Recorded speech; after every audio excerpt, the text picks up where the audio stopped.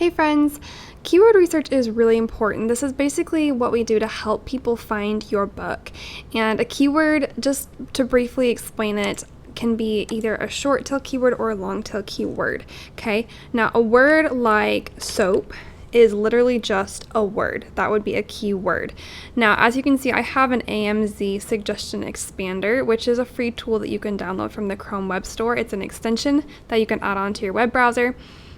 But as you can see, all these words pop up as suggestions after the word soap, and these would be keyword phrases.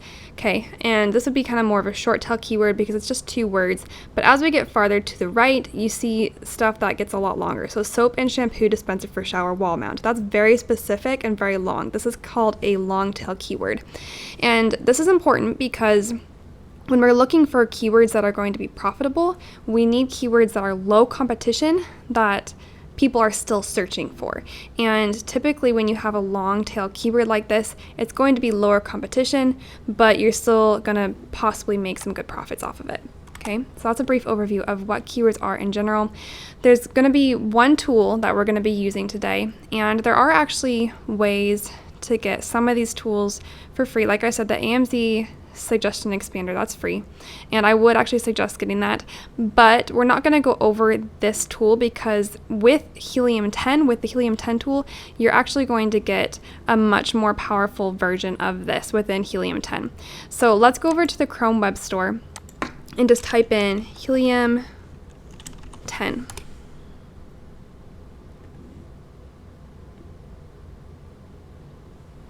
Right here. And I already have it added to my Chrome as an extension, and as soon as you add it, there's going to be a blue button here that says that you can add it to Chrome, and once you add it, it's going to show up under your extension. So mine, I added it to my bar right here so you can see my Helium 10 tool. If you cannot see it here, then just click on the little puzzle piece and then scroll down until you find the Helium 10 tool, and you can click on it, and you can click the little pin button so that it shows up right here, so you don't have to scroll down into your little puzzle box here in order to find it every time that you need to use it. Now you'll see that when I come over to Amazon, if I type in a certain keyword, so let's say mom books. Okay, I've got all these books that pop up. Then if I come over here and I click on my Helium 10 tool, you will need to create an account first of all before you have access to this. But once you sign up for an account, you can sign up for a free account. Then you would plug your login data into this tool here, and then this is going to show up. This is called Xray. And Xray, once I click on it, is going to give me information about all of the books that are on this page. And it's going to give it to me in one snapshot, which is really nice. One of these boxes here, I have several Chrome extensions downloaded just from previous experimentation, but one of these boxes here is also from Helium 10. I believe it's this one here that was created by Helium 10. Because the colors match. But this tells you the BSR right here. Okay, so this is from my extension DS Amazon Quick View. The BSR number 1078, that's a really, really, really good BSR. It means this book is selling really well. Pretty much anything that's under 150,000 BSR is pretty good. And then it gives you the ASIN, and that's going to be useful for us as well. But back to Xray. Once I click on that, it pulls up a list of all the books that are showing up on this front page, and it looks like a few beyond as well. And right here we can see the price, we can see the sales that it's getting per month and its monthly revenue. Again, the BSR is all right here. This information is going to be very useful for us when we're trying to decide whether or not we should publish a book within a specific keyword, within a specific niche, okay? Because if you have a book like this that's dominating this keyword, which was mom books, you're gonna have a really hard time competing with that, especially if you come back and you look at the number of reviews that this book has right now. It's got over 2,000 reviews, almost 3,000 reviews, okay? Now you'll see that these ones up here are actually sponsored, which means that they're paying to get their book put on the front page for that search term. But even the ones that aren't sponsored, look at the numbers of reviews, 851, 1,474, that's a huge number of reviews. So if you tried to rank organically, to just show up on the front page for the keyword mom books, you're either going to have to spend a lot of money in advertising, or you're going to have to go elsewhere and advertise and spend even more money in advertising just to get people to buy your book and get enough reviews and get enough selling that you show up on this front page for the keyword mom books. So we're going to try to find words that are a little bit lower in competition. You'll also notice over here the number of search results for the word mom books is over 90,000 results. That's a lot. Ideally, you're going to want to find something that's less than 4,000 results because it's going to be a lot lower competition. Okay, so let's come over and just take a look at the Helium 10 tool in general. So like I said, you can get a free version of Helium 10, and it gives you access to that Xray and also some of the other tools that we're going to be using today in our tutorial. Now Xray, the thing that stresses me out a little bit about this free version is that you have a limited number of uses of each of these tools. And when you're doing keyword research, generally it takes tons and tons and tons and tons of trial and error research before you can really find a profitable keyword. So you could easily exhaust this within a day's worth of keyword research and you're done. For that month, you've already used it all up. So that's a little bit stressful. I have the platinum version. And this is nice because, as you can see, you have this unlimited use of Blackbox and Xray. Xray is that Chrome extension that I just showed you. Cerebro is another one that we're going to be looking at, and Magnet. Okay, those are our top 4 that we're going to be looking at, which is really, really useful. Mispellinator is also useful, and I will go over how to use Mispellinator. And then also the listing builder. Now, I do have a coupon code for you guys below, so please make sure to grab that. And the coupon code is for either 50% off your first month. If you wanted to go for the platinum plan right off the bat, or the starter plan even, you can get 50% off the first month. So it's only going to be $50 the first month if you want to just start exploring these features. You could also just try it for free for a little bit, and then you can use the coupon code for the platinum. Or I've got a coupon code that's 10% off for life, which means that you're going to have, instead of paying $100 a month for the platinum, you'd be paying $90 a month for the platinum, which is really nice. So it's your choice, but you can only use one of these coupon codes. So it's up to you if you want to just use it for a month and have the 50% off, or have the 10% off for life. So let's go ahead and take a look at my Helium 10 tools, and I'm going to explain briefly what each of the tools does, and then we'll delve into more detail. So the Blackbox basically helps you determine what niche you want to work in and help you find a low category niche. Okay.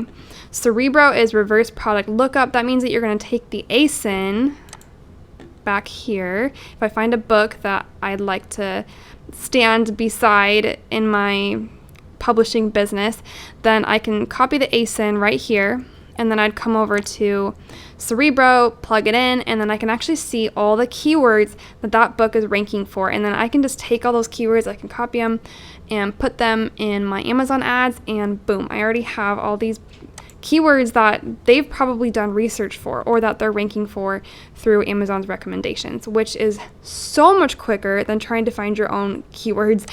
Believe me, I have spent hours and hours and hours and hours trying to do it by myself. This will save you hours and hours and hours and hours of research, which is awesome. So Cerebro is really, really nice once you know what niche you're aiming for or what keywords you're aiming for. Magnet is a great way of taking a keyword that you already have in mind and further expanding it into a list of thousands of other potential keywords that are not only similar, that have the same word in them, but that are related to that keyword. So for example, I could put in the keyword weight loss, and then it might come up with something like diet meal planner or cookbook, and those don't have the word weight loss in them, but they're similar or they're related. So that's really helpful. It can give you some new niche ideas.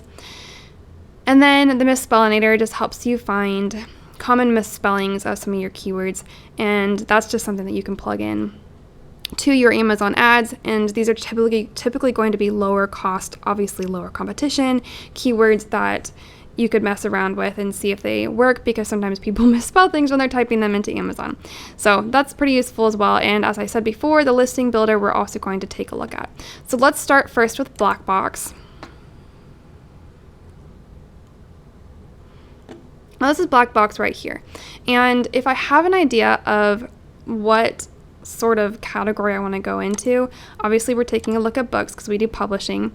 And you could also go down to, well, on Amazon, they have the Kindle store option. That's actually not here. So just books, just click books. And then you can filter out, I'm looking for books because, when I'm looking at Blackbox, I don't really know what I want to publish yet. I don't know what I want to write. So I don't want something that has a lot of reviews on it yet because I can't compete with really high reviews right now. So let's just say 30 reviews. It's actually pretty easy to get 30 reviews using a service called Puppy, but that's a topic for another day. The price, I don't really care about the price right now. We can figure that out later. Monthly revenue, it'd be really nice if it was making some money. So let's say the monthly revenue is going to be $200 for starters. That's not bad for starting off in the publishing business. Review rating, it'd also be really nice if it didn't have a very high review because I can compete with that, right? Now, if this gives me no search results, I'm going to come back and adjust some of these, maybe take off the review rating. Maybe I'll just focus on the review count. But as you can see, this is going to help me find some books that are lower competition and a potential niche that I could possibly get into. I can also click on advanced filters. If you're into low content publishing, which a lot of people are right now, low content books being journals or log books, things that don't require a lot of writing on your part, but something you can really put together in just one day. It's basically got repeated sheets of paper, like a journal, right? It's just lined paper. So if you were looking for something like a journal, then you could type in under title keyword search the word journal, because a lot of the journals that are selling right now would have the word journal in the title. However, I'm going to just keep it as this right now because I don't want to limit it to just low content books. But again, you could also put something like the word logbook if you're going for low content. And another thing that's good to look at is the bestsellers rank. We probably want a max of 200,000 or less. I'm going to actually go for 150,000, see if we can find any search books that are actually meeting all of these requirements, because those are going to be really nice. Having a bestsellers rank, a BSR of less than 150,000 means that it is selling every month, which is good. We want something that is going to sell for us, right? So I'm going to go ahead and click search. And then when I scroll down, there are more than 200 products found. Okay, so we've got lots of good things to look at. Now, when I keep it this general and I don't put anything in this title keyword search, a lot of times the books that you're going to come up with are going to be fiction novels. And this generally just means that people are advertising their book outside of Amazon. I mean, they could be advertising it within Amazon as well, but it doesn't necessarily require a lot of reviews on Amazon to advertise your book elsewhere, right? And so, as you can see, these are already, like these two are novel-esque. Okay, this one, Finders Aluminum Fabrication Corporation. I could probably never write a book on that. So what I'm taking a look at right now is just categories that I could potentially publish in that I might enjoy writing on. I would not enjoy writing on how to get business credit and funding using EIN. I would not enjoy that. Now, some people, they really enjoy the publishing side of the business as opposed to the writing side of the business. I'm a writer. I really, really like writing my own books. So it's not as fun for me to go and hire somebody else to write a book for me. But for people who really just enjoy publishing in general, a lot of times they'll go and hire ghostwriters. And a ghostwriter will write the book for you on a topic that you choose. Generally, you'll write an outline for them by just doing a little bit of basic research on the topic. Then you send them the outline and then they'll write you a book. And ideally, you'd find a ghostwriter who has some experience in that topic. And then after that, you can publish your book. And they'd completely turn the rights over to you. So they don't get any sort of recurring revenue from the book that they've written. You get all the revenue. So, that could be, if you wanted to write a book about how to get business credit and funding and hire a ghostwriter to write it, then that's great. You could do that. Or if you enjoy this topic, you could write about it yourself. And you can see the information here. It's selling about 19 books a month. This is the monetary revenue, and the BSR is 139,000, which is pretty good. This is also the cost of the book right here. Okay. This is how many reviews it has. It has only 16 reviews, and the score is 3.6. So you could easily compete with something like that, right? Makes sense? Programming and Internet Technologies and E-commerce Approach. Here's another book that you could possibly hire a ghostwriter to write something similar. It's only got 8 reviews. It's making $206 a month. That's pretty good. This looks like a children's book. Disaster Planning and Control. Training Kit for Veterinary Technicians. 50 Spanish English First Words. That could be kind of fun. I think I might actually enjoy doing something like that because I do speak Spanish as well. And that'd be really easy to compete with. Now, you could keep doing this and you could keep filtering here. Maybe I say I want something that's actually closer. I want to be less than 100,000 BSR. And let's see if we can get any that are under 100,000 BSR.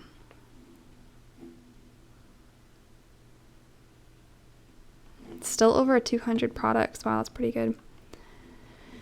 So top 2 novels again. Oh, that one's doing really well. It's just a children's book.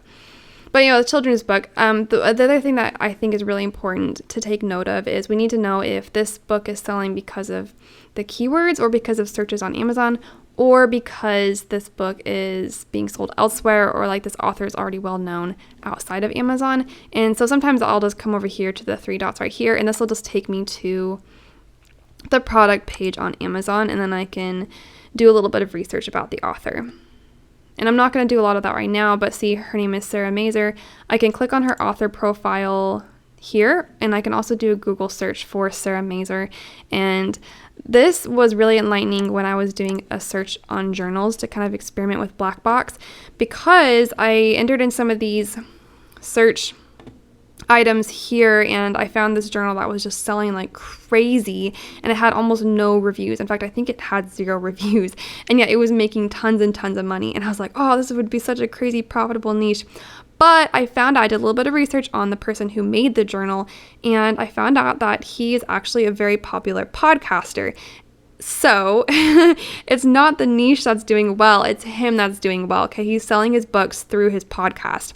And this is something that I think a lot of people forget when they're doing keyword research. They take tools like this and they act as if it's going to give them all the information they need, but you're going to need to do a little detective work to really understand whether or not a keyword is going to be profitable for you. And at the end of the day, unfortunately, even if you do all the research you know how to do, it's entirely possible that you're going to publish a book with a keyword you think is going to be really profitable and make nothing, because there's all these different factors that go into it, that go into how well your book is selling, that sometimes we don't have any control over, and sometimes we just don't see. But this is going to get you as close as possible, and that is why I'm putting together this training, is so that you guys understand how to give your book the best chance possible. That's what we want, right? Because better than doing nothing, right? Okay, so we talked a little bit about Blackbox. Let's go ahead and talk about Cerebro. Now, while it's pulling up Cerebro, let's go over to Amazon and pick a category. So let's say one that I've been looking at a lot is self-care for new moms, okay? Because I really enjoy this topic. And this is a book that I think is doing pretty well, and I really like her book a lot. So I'm going to come down here and take the ASIN. Now, this is assuming, right, that I want to publish a book that's also about self-care for new moms, not using the same title. Some people do that, but I just think it's a terrible idea because that's her title. So I'm going to copy the ASIN, and then we're going to come over. Oh, and you also have to be really careful because sometimes these are like, what do they call it, trademarked or whatever, and you can't use the title. So you got to be real careful. But I'm going to come over here to Cerebro, and I'm going to paste that ASIN that I just found, okay, for that book. I'm going to say get keywords. And now, see, I've already done a search, so I'm just going to say load from history. That's a search that I had done previously on that specific book. And then it's going to pull open over 1,000 keywords that this book is ranking for. And these may be keywords that they are running ads to. Over here, if it says A, that's Amazon recommend, S is sponsored, and O is organic. So anything where it says S for sponsored, it means that they are running ads to this keyword. So they're running ads to the keyword postpartum books. Now, all of these columns here are awesome. They're so amazing. I mean, seriously, especially when you're trying to decide what keywords you're going to use for your 7 backend keywords that are in your metadata when you're publishing your book. And then the books or the keywords that you might want to use for Amazon ads. This is super useful information. So let's carefully go through each of these. The first one, the Cerebro IQ score. This is just a score that Cerebro, that Helium 10, assigns to a particular keyword. And if it's higher, it's better. And that's pretty much all you need to know. Entering her vortex. This means this is a really, really high scoring keyword. This means that it's going to be lower competition. Okay, competing products only 17, and then the search volume is pretty high for the number of competing products. I'm assuming that this is the title of a book. Okay, again, this is something else you need to keep in mind. If that's the title of a book, then it's not necessarily the best keyword. The title of a book you're not allowed to use in your 7 backend keywords, but you actually can use the titles of books in your Amazon ads. So this could still be a useful keyword to use in your Amazon ads if it's somewhat related to self-care for new moms. So I could click on this little arrow here. Well, I don't even see a book that's called that. Interesting. So see, the books that are showing up for that keyword really don't have much to do with self-care for new moms.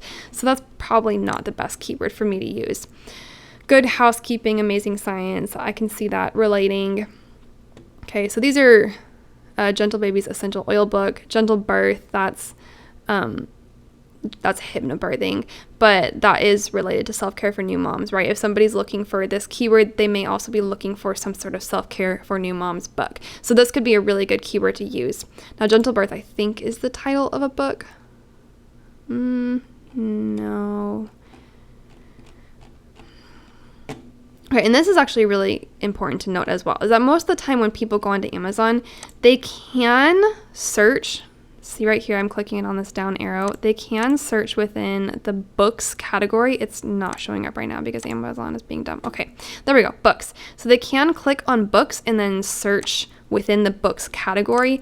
However, whenever you go to Amazon to search for anything, any sort of keyword, how often do you go to the books category and then type in a keyword? I mean, I never do that. Like, I literally never do that.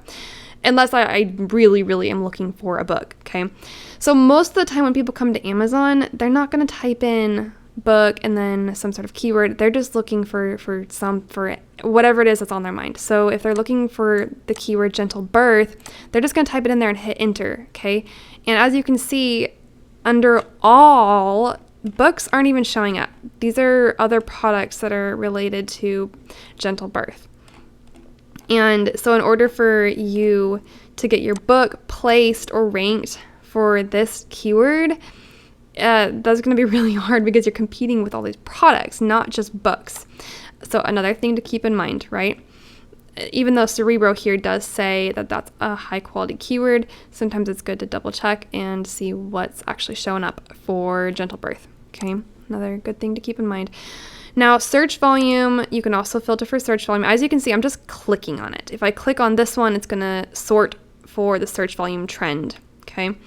So I just clicked search volume. If you click it again, it's going to do the opposite. So it's going to start with the lowest search volume and go on up. But I want to see what's the highest search volume because these are things that I'm going to want to use. Baby, obviously, that's going to be a huge, like a very, very high search volume. But the number of competing products is also huge. Look, it's over 200,000. But some of these, postpartum, that's a good keyword. But again, it's pretty high competition. Okay, so search volume is useful. And search volume trend, this I don't use as much, but it can be nice to know if a search keyword is going up. Yeah, look, book for baby shower gift. That's a nice keyword right there. Even though it says that it's a really low score, I think it's just because the search volume and the competing products are kind of sad. But it's going up. So if there's more people looking for a book for baby shower gift and you target this keyword, then that sounds pretty nice, right? Okay. Sponsored ASINs.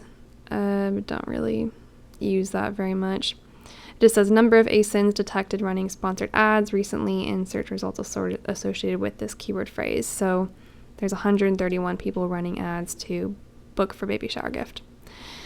Competing products, again, you can sort and see where there's more competition. I don't really want to know where there's more competition. I kind of want to know where there's less competition because I don't want lots of competition. New mom recovery.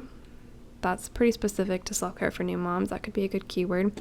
There's like no recorded search volume, which means that not a lot of people are looking for it. But if you're running Amazon ads to this, then it's going to be cheaper because not as many people are going to be, see, look, like nobody's running ads to it.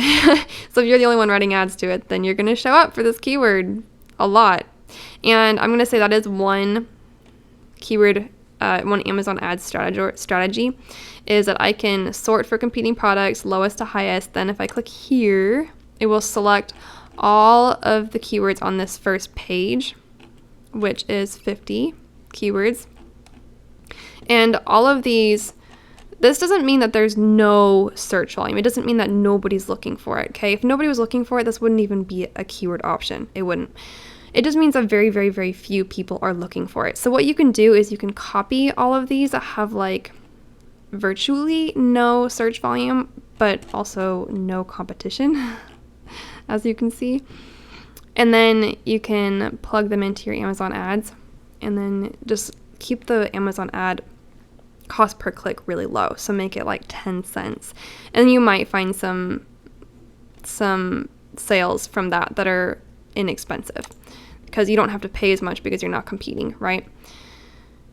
All right, CPR. This one actually is really interesting. CPR is the estimated number of units that need to be sold over 8 days from a search from this keyword in order to rank on the top half of page 1 for this keyword. This means that if somebody searches for new mom recovery, that you need to be selling 8 books a week at least in order to rank at the top of the search results for new mom recovery.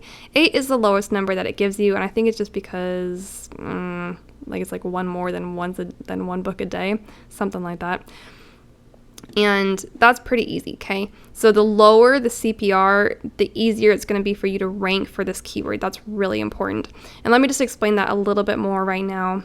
If I have a book I'm trying to rank for this keyword here, then I could run ads to the keyword new mom recovery until I'm selling 8 books per week. And then anytime somebody searches new mom recovery, let's go ahead and click on that and see the page. This is the page right here. Then anytime somebody searched for it, you would show up in the top half of this page, in the middle of all these products.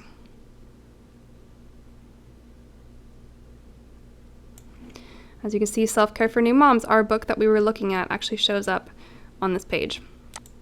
And as you can see, this is an Amazon recommended keyword. So not one that they were actively going for, but Amazon noticed that new mom recovery was related to this book here, and so they put them under that keyword. Okay, so this is very, very, very useful. Title density, I don't use it as much. It says number of page 1 products with the search keyword in their title, so that there's going to be 48 books on the front page that actually have the word motherhood in them. This could be useful if you're looking for like a lower title density because, okay, gifts tired moms. If somebody types in the words gifts tired moms and nobody has a book with that keyword in the title, and then you're like, oh, I'm going to write a book with this keyword in the title. And so your title is Gifts for Tired Moms. And then somebody types this in and they find your book on that first page. I mean, they're probably going to buy it because you're the only one that's called Gifts for Tired Moms. And that's exactly what they were looking for. But not necessarily like the best strategy because like how many people are looking for gifts for tired moms? Like almost nobody. So you might get 2 people a month that type in the words gifts tired moms. They're like, oh, that's the book. That's exactly what I was looking for. And those 2 people may or may not be ready to buy a book. So not necessarily the greatest strategy, but it is a strategy. Match type we discussed, Amazon, recommendation rank, keywords Amazon recommends for this ASIN, numbered from most to least recommended. I don't use this one very much, honestly. Sponsored rank versus organic rank. Sponsored, again, they're running ads to this keyword, so they're running ads to After Birth Book, and they're ranking number 1 at the top of that search result. So we'll double check on that and see if they actually are. I actually don't see them here. Interesting. I do think sometimes the data is a little bit... Okay, here they are, right there. But see, they're actually organically ranking for this keyword. And the other thing about sponsored ads as well is that it's a bid. When you do Amazon ads, you're bidding. So when I'm searching for the keyword After Birth Book, it may not show up for me, but for somebody else, it will show up. And sponsored rank of number 1 for After Birth Book basically means that they're out competing other people that are paying for ads for that keyword, if that makes sense. So it's going to show up more frequently. Their book is going to show up the most frequently under the keyword After Birth Book as a sponsored product. But they're also organically ranking for this phrase, as we just saw. They were down here. No, I can't find it. Right here. They are organically ranked number 36. Okay, so let's go ahead and sort for organic rank. Now, organic rank is what you want. This is so important because if you are constantly having to run ads to your book, you are just going to lose money and lose money and lose money. But if you are organically ranking, you are showing up on the first page of search results, especially the top half of the first page of search results, it is going to be so much easier for people to just find your book without you having to run ads to this keyword and then purchase your book without you having to run ads to this keyword, right? Generally, when you start with Amazon ads, you have to run ads in order to sell enough copies to bump them up to the top pages of the search results and to rank organically. But then once you start ranking organically, as long as you maintain those book sales, then generally that's when your income starts to improve because you're not spending so much money on Amazon ads. Self-care for moms, they are ranking number 2. If I click on this, I can scroll down and you see, there they are, number 2. These ones are the sponsored. Okay, these are the organics. So it's number 2 in organic. Very cool, very useful. All right, now we've been through all of these, and one strategy that I actually tried recently, still waiting to see how it plays out, but I think this is kind of fun and something that you could definitely experiment with, is doing what I did, okay, and sorting for each of these categories for the optimum, right? So optimum meaning that with the Cerebro high score, you want it going highest to lowest IQ score. Okay, and then for the competing products, you want it to be lowest to highest. So make sure you're organizing it the right way because we don't want to be trying to compete with the highest competing products. That's not going to do as much good. It's just going to cost a lot of money. But rank them or sort them each separately and just take the first 50 words from each sort that you did. And what you can do is you can add them to a list. So I'm going to click add keywords to my list and create a new folder. And then I could say IQ score, because I just sorted for the IQ score. Let me show you that again. So I'll sort for the Cerebro IQ score.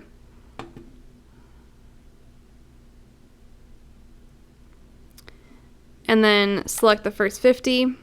Add keywords to my list, and then I create a new folder and call it Cerebro IQ score. Okay, now once I do that, then I could go to my keywords. Well, I'd want to do that for each of these first before I leave this page so I don't lose this data. So I'd again do it for search volume and then reselect the first 50, add it to a separate folder called search volume. And then do the same thing for competing products. Any of these that you want to test Amazon ads for, and then you would take those keywords and pop them in separate Amazon ad campaigns. And just, I would really recommend starting low with your bids. So, like 20 cents, and then slowly bump it up until you start seeing some actual clicks or impressions or sales on that keyword. And then basically see which one does the best for you. And then you'll be able to start seeing which keywords are selling your book and which ones aren't. And then that's when you start to fix your Amazon ad campaigns. Now, the other way that you can do that is, I've got it sorted for Cerebro IQ score right now, and I can come over here to export data as CSV file. And then this is going to pull up an Excel spreadsheet, assuming that you have Excel, of all these keywords. See that? Okay, and then I wouldn't even have to do just the first 50. I mean, I could copy all of these if I wanted to and run an Amazon ad campaign with all of them. Now, with an Amazon ad campaign, you can only do 1,000 at a time. And I have actually tried this where I put in like 4,000 keywords and I just like put 10 cents. I ran 10 cents cost per click basically to each of them as my bid. And just to see if there were any of these keywords that I can get for super cheap and get sales to. And you can do that. That's one Amazon ad strategy. We don't have 4,000 keywords here, but if you have 4,000 keywords, then you do 1,000 keywords in one campaign, then another 1,000 in another campaign, and so on and so forth. Now back here, I added some of those keywords to a folder. So let me show you where you can access that folder. My list keywords. And as you can see, I've got a couple different lists here. It didn't add it. Sad. Okay, well, let's go back. Cerebro.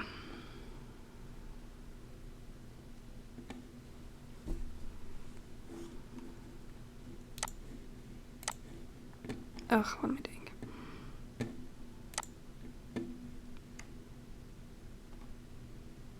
All right, let's capture our ASIN again. Back to Cerebro, paste, get keywords. And I still have it sorted for IQ score here. So let's click on the first 50, add keywords to my list, add it to Cerebro IQ score. Okay, now if I go back to tools, my list, there we go. See, they showed up this time. And I click on the list, and then I have them all listed here. Now, what's great about this is, say that I decide, I'm doing some research and I find 7 keywords. With your backend keywords, you want to find 7 keywords that are just the best out of all the keywords that you found, right? Meaning that the IQ score is high, the competition is low, and you just do the best you can to find some that are some really good 7 keywords and keywords that you think you could compete for. So you're not going to have to sell a lot of books in order to rank for the first page. Remember, we looked at let me show you again, Cerebro.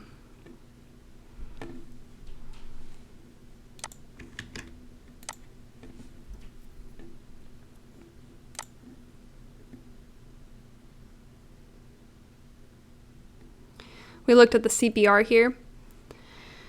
If you have a keyword that you find that you only have to sell 8 books per week to rank for that keyword, that's good, because it's going to be really easy when you're starting out to rank for that keyword organically. And then people can start buying your book without you having to consistently run ads to it. Okay, so there's all these things you need to be keeping in mind when you're looking for your 7 backend keywords. And then, say that I pick 7 that are really good, then I'm going to come over here to my listing builder.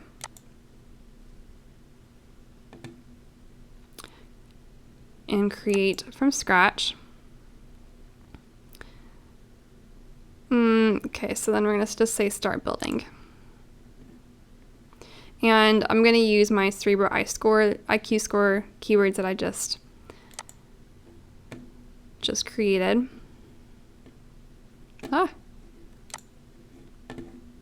Sorry, add to bank.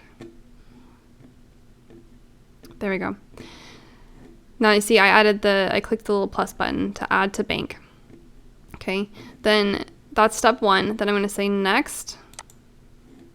And there's all these keywords that popped up in my keyword bank. Now, if you're just doing the 7 backend keywords, that's actually what you want to do. You want just your 7 backend keywords here. So I would have actually gone back to keywords for listing and just taken out a whole bunch, you know, just type or created a separate folder. Ideally, create a separate folder that are just my 7 backend keywords, my top 7 keywords that I found that I want to rank for. And then I would pop those into my keyword bank. So I would click the plus button to add them to my keyword bank. Okay, so, you know, here I could spend time narrowing it down to 7, but we're just going to stick with what we've got for now. And then with this here, you would have everything listed to the left for you, which is really nice. And then when you start typing in your description, and you could even copy and paste a description that you've already created and then just edit it a little bit. So one of my books that I've written is called Mama, You Have Needs Too. Right here. Right here. And I'm just going to copy my description just to show you how this works.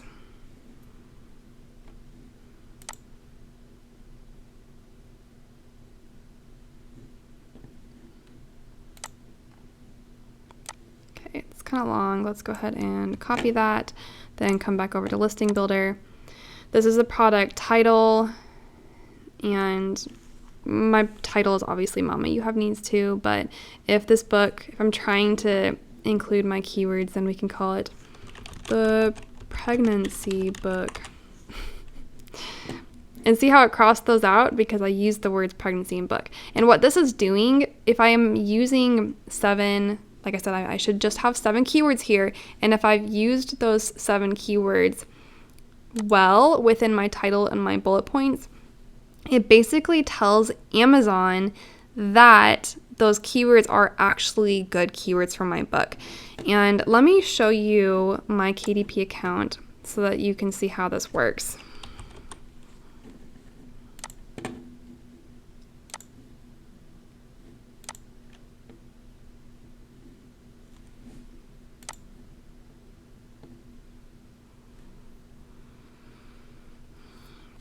Okay, here's my book here, and if I click Edit Ebook Details,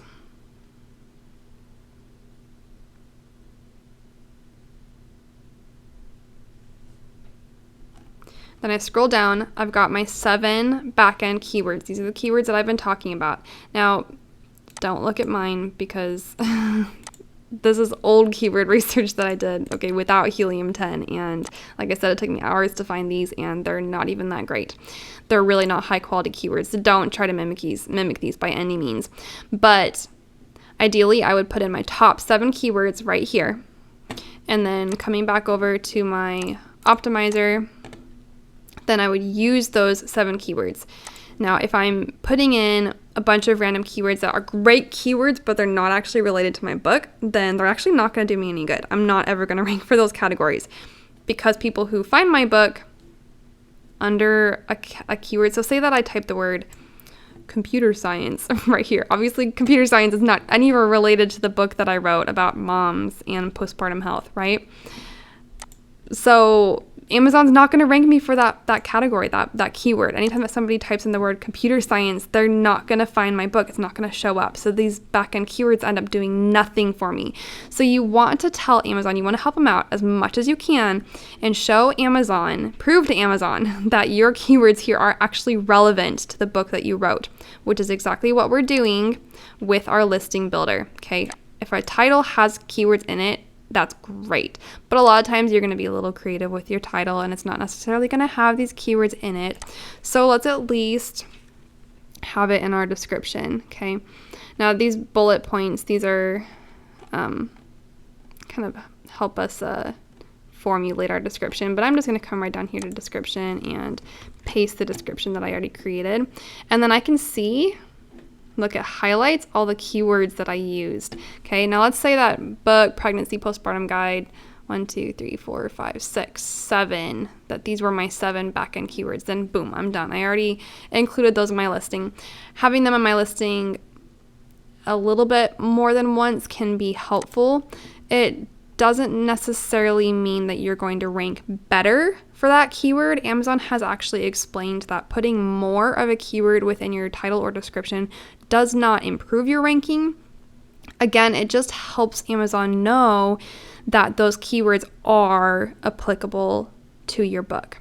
It just helps them know that, right? So that you can rank for that keyword. It just gives you a good chance of ranking for that keyword, if that makes sense, right? Now, let's say that I was just starting from scratch and I wanted to use, again, let's see, 1, 2, 3, 4, 5, 6, 7. Say these are our top 7 keywords here. Then I could say, this is an awesome book about pregnancy that also includes the essential oils, the gentle essential oils I used postpartum. It is a good cookbook for new moms with babies. Okay, so see how it's crossing off these words as I use them?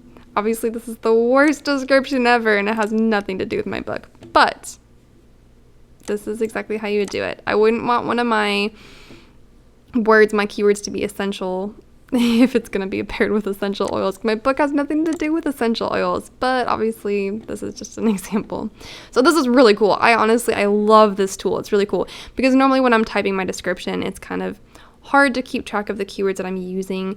This is just very visual for me. It's very easy to see if I am in fact using the correct keywords or the keyword phrases. Okay, your keyword is more likely to be a phrase actually than it is to be a word,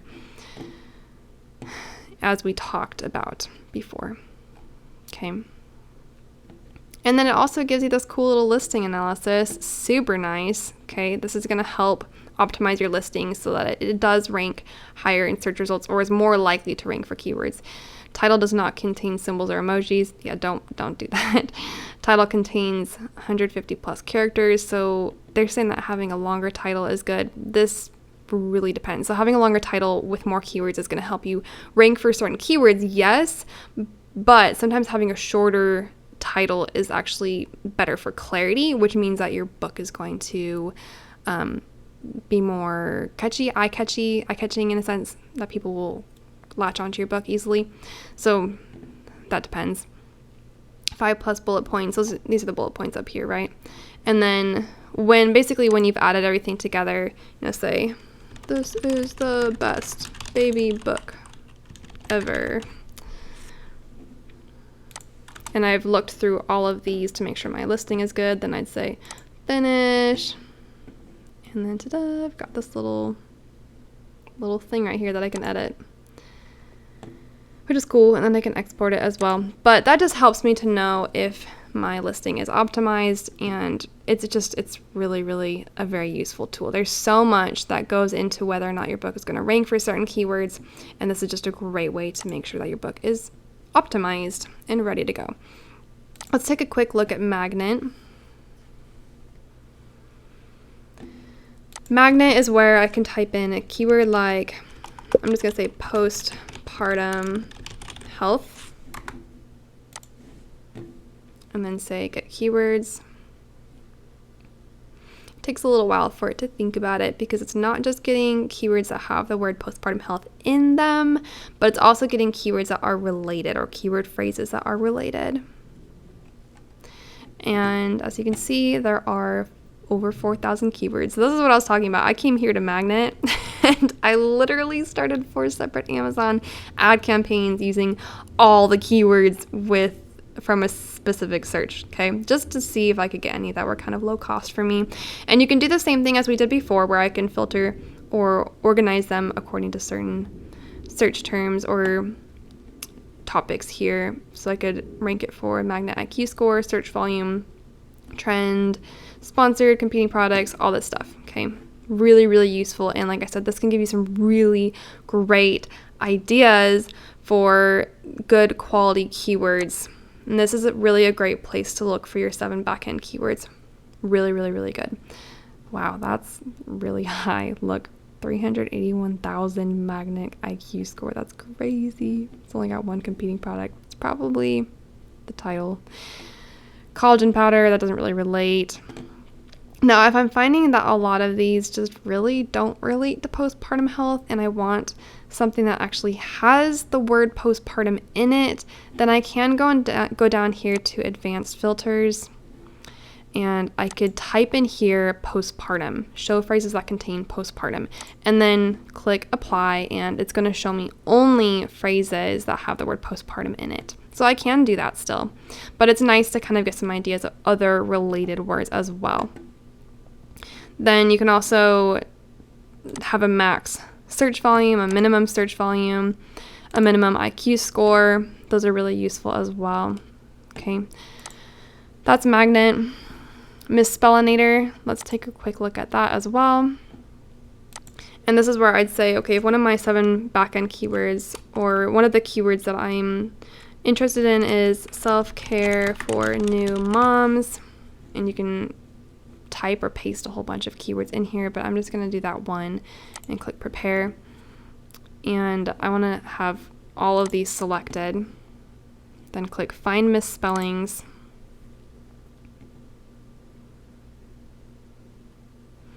It takes just a sec, and what it's doing is finding common misspellings of each of these words. So it'll have common misspellings for self, common misspellings for care, for new, and for moms. And then you can combine those in really any way that you want. You could have like a misspelled self with everything else spelled correctly. You could have everything misspelled. It's hard to know what phrases exactly people are misspelling, because whenever you type something into your phone and you accidentally misspell something, it's very unpredictable, right?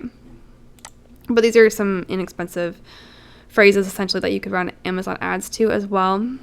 Now it automatically checks some for you, it selects some for you, because some of these are auto-corrected by Amazon. Okay, and that just means that if somebody types in the word selfs, that it's gonna automatically interpret that as self. So trying to run an ad to that isn't gonna do you any good. Then it also gives you a percentage, a popularity percentage, just meaning that a lot of people misspell it like this. A lot of people accidentally type SLEF instead of SELF, or they leave off the F, okay? So these are above 5%. Anything that's under 5% is not checked, so they're not recommending that you bother with these misspellings. And see, these are all for the word self. If you come down here, they're going to start misspelling the word care, and then new, and then moms, as you can see. So it automatically checks these words for you that could be useful. And then you can export it to Excel as a CSV.